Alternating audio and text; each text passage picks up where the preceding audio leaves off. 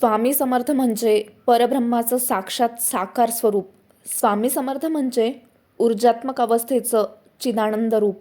स्वामी समर्थ म्हणजे ऊर्जेची एक अशी अवस्था की ज्या अवस्थेतून गेल्यावर मनुष्याला सद्गती प्राप्त होते म्हणजे होते.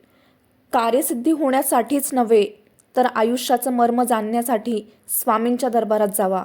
स्वामी महाराज आपलं कल्याण केल्याशिवाय राहणार नाहीत. महाराज आहेत म्हणून आपण आहोत. श्री स्वामी समर्थ. स्वामी म्हणतात, हार मानू नकोस, कदाचित ही लढाई शेवटची असेल. हो, तुझं चांगलंच होणार, कारण स्वामी तुझ्या पाठीशी उभे आहेत आणि प्रत्येक क्षणी ते तुला अनुभव देखील देतात. कारण सगळी चक्र स्वामींपासूनच फिरतात. मग तुझी चिंता केवळ व्यर्थ. म्हणून म्हणतीये, स्वामींवर विश्वास ठेव आणि समजा कधी आयुष्यात पडलाच, कधी वाईट वाटलंच, कधी दुःख झालंच, तर ते देखील स्वामींनाच सांग. अरे, तुझा हात स्वामींनी पकडलाय आणि स्वामींशिवाय तुला कोणी नाही आहे.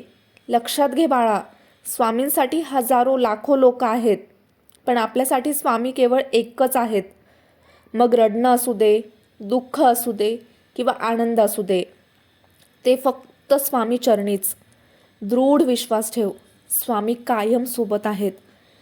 स्वामी म्हणतात, तुझं नशीब तुला खूप उशिरा फळ देत आहे, म्हणून तुला लोक कमी लेखतात. पण एक लक्षात ठेव, उशिरा येणारा दिवस हा कायम मोठा असतो. आपल्या अपेक्षेच्या पलीकडे देवाचे नियोजन असते. योग्य वेळ आली की बरोबर आशीर्वाद मिळतो. स्वामी सगळं पाहत आहेत. प्रार्थना, संघर्ष, अडचणी, संयम आणि कर्म.